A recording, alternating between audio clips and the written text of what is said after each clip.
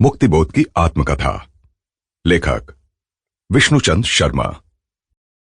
कथा प्रसंग। मैं तब काशी में घूमा करता था। मुक्तिबोध की हर चीज मुझ पर अपनी एक सपनीली छां डालती थी।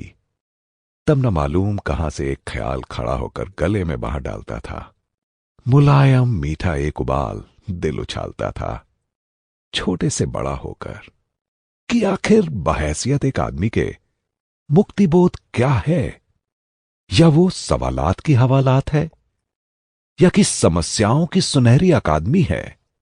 हां, बहैसियत सिर्फ आदमी के, सीधे सीधे, बिल्कुल कतई, वो दिल के सुनहरे तीर बाहर क्यों नहीं फेंक पाते तेज तेज, और बाहर की चीज उसी तेजी से वापस क्यों नहीं फेंकते अपने पूरे लहरीले रंग की, जिनसे दिल जरा सा सुलगे और भभक जाए।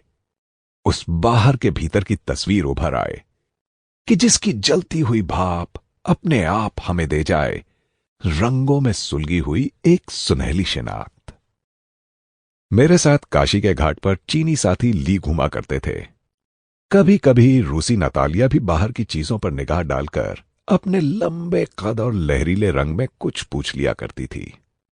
नतालिया को मैं ईदा बुलाने लगा था। चीनी साथी ली ने ईदा का अर्थ पूछा था। मैंने कामायनी की कथा सुना दी थी। एक मनु था, उसकी पत्नी श्रद्धा थी।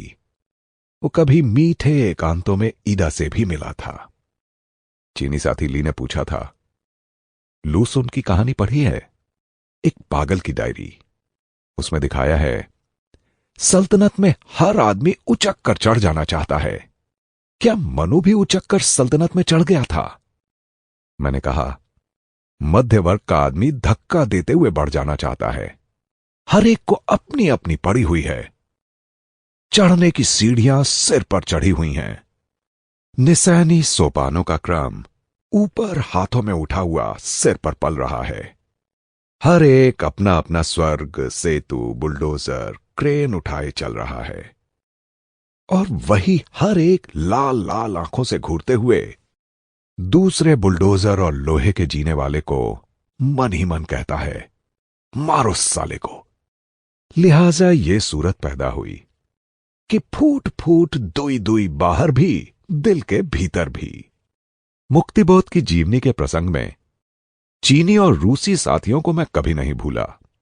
बहुत बार खोज करते हुए मुक्तिबोध की किशोर या रुमानी सुनहली शिनाख्त का एक चेहरा बनाया था मैंने। मैं अपनी याद का इतिहास यहां थोड़ा थोड़ा पाठक को बता रहा हूं। नतालिया गोवा गई थी।